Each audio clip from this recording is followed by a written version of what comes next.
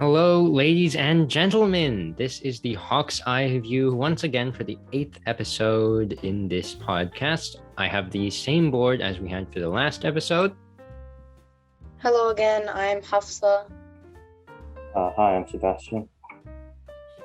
And for this week, we have a slightly scaled down affair. There isn't that much going on in the school that we could report on besides the social. We already tried with social reporting once. We don't think it quite works. So we're just going to share more about ourselves so that this, new podcast cast can get to know each other a bit better, and hopefully you guys can too. And we brainstormed for a bit and we came to the conclusion that the best way to do this would be for each of us to share one thing that we really enjoy doing and, just share a story about that.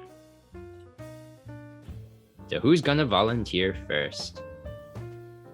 You will, Ethan. Fair enough. So my favorite thing generally is about daydreaming things that I would put into games that I really like. I'm not going to name drop any here, but I just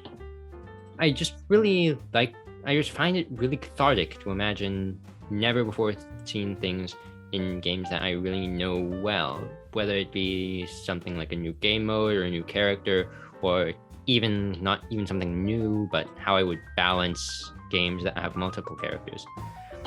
And when you play a game, you obviously have things that you want it to be. Maybe it doesn't meet your expectations in some places. And if you know the game well enough, then you can imagine exactly how those things would be implemented. I really find it interesting to imagine what might need to be balanced and worked out with a new feature that I would want in any sort of experience. Any game, working out the kinks and smoothing rough edges is something that I enjoy doing in my head, and especially writing down. I even have a huge brainstorm doc that's bordering on 22 pages now, where I put down stuff that I just came up with. Heck, it doesn't even apply to just games. Any fictional world, it always has more to be added and created. And if you can make something that fits perfectly into that world, it really just feels good. I think that's just what's so alluring about fanfic and mods once you get past the difficulties.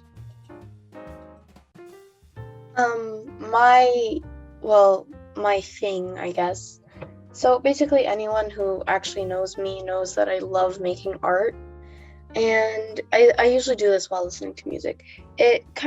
Making art takes me away from all my problems. So when I start drawing, most of the time I find it very therapeutic. And if it isn't therapeutic, the music I listen to kind of creates a bubble from all of my thoughts, like all of my worries, all my stress. And so usually when I'm drawing, I just listen to music, and even if I didn't like the journey, I always love the end result. When I show someone my art and they're like, wow, you made that with your two bare hands. And it just feels good to know that others appreciate your talent. Yeah, so that's my thing. Yeah, creating things even for just yourself or for an audience, it's really good to get yourself out there, It's fun and relaxing in a sense, because it's just kind of comforting to know that someone who needs help with something that has to do with your talent, they can come to you for help, and it feels good to know that people can rely on you. All right, so I guess my hobby is cubing, the Rubik's Cube, the cube. I think it's fun and relaxing because you learn all these small like algorithms, which are like steps to complete certain parts of it. While some people may put this down and call it like a little kid's toy, there are a lot of important details to it, and it's there's more to it than just looks. After learning how to solve one, most people learn new methods and become faster. Personally, I like cubing most because of the competition and challenge. A while ago, there was a popularity surge into cubing during quarantine, So I hopped onto that train in case it became important and big. Yeah, I often see you around Honestly, campus with a cube. sorry. Yeah, you keep going. Honestly, I don't think people really consider it as a child's toy, especially in the school. People take this really seriously, and I don't think I have the patience to do something like that, to learn how to do something like that. So, good job. Yeah, it's incredible that some people can find enjoyment in even some places that people would consider too much of a hassle. Yeah, each of us has our own little hobbies, and it's incredible how each of them can be so different in terms of execution, difficulty, reward, but all make us happy. And maybe I'm sounding too cheesy here, but it's incredible that we can all find something like that.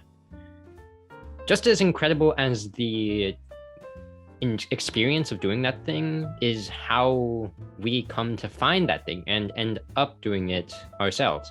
For example, I started making up worlds and ideas and characters and identities back when I was really young, and I would imagine myself fighting in some fictional worlds that I'd known really well. Initially, it was just Power Rangers. I shamefully admit I did watch that a lot back when I was a kid.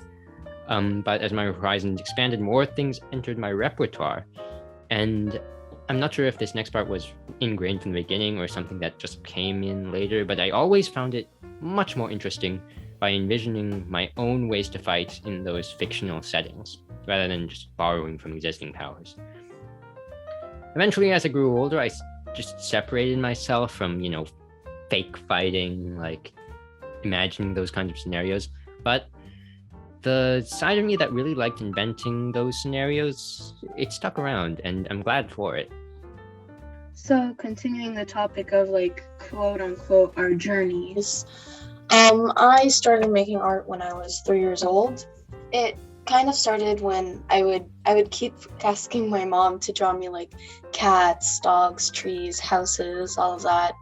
And then eventually she just gave me this big piece of cardboard and I just scribble on it all day. And eventually practice and experience developed my skills into what they are today. And as they say, practice makes perfect. That is very true. So if you ever want to do something, you have to practice, even if it takes 10 years. And for music, of course, music has always been around me my whole life because it's the culture. But I started making my own playlists, and I started developing my own music sense about a year or a year and a half ago. And as I said before, music really blocks out all the stress and all my dark thoughts. So, yeah. Sebastian, would you like to go? Oh, yeah. Okay. I started cubing when my younger brother bought some cubes from Amazon. I also bought some mostly because it looked cool. So after it arrived, I didn't know how to solve it because I was too lazy. But in that package I bought, there's also this pyramid-shaped cube, which is officially called a pyraminx. After messing around with it for a few months, I was able to make my own method to solve it, and now I can get under 10 seconds, which is pretty average for in the community. Soon after that, I learned how to solve a 3x3 within a week, and ever since then, I've been getting faster. These kinds of things, they may seem pointless and just your own kind of thing, it may seem inconsequential. They might seem like they don't have any real practical use in the world, but as long as it makes you happy and, sometimes it could get you through tough times. Your hobby could be something you like to show off. It doesn't matter what your hobby is, just as long as you like it, you appreciate it. It doesn't matter what others think about it. Yeah, it's a very having a hobby is a very fun benchmark of self-improvement, something that you can't just gauge by others judging you on. And that's really just the beauty of having a hobby. So let us know. If you're still here, let us know if you have a hobby that you enjoy maybe in a similar vein to how we do ours. Hopefully we made this point clear, but we just find them a really good means to have fun. Just good, dumb fun. But I think that's gonna cap it on our 8th episode. This may have been a shorter affair, but I think it's better for it. Any last comments? Have fun with your hobby, guys. Don't let others judge you for what you do. Sebastian, any last words? Well, before I die. No. Yeah. No. I don't have any. Okay, now you die. Okay, goodbye. Yeah, we'll see you Bye. next time. Hopefully this wasn't too cheesy. Bye. Bye.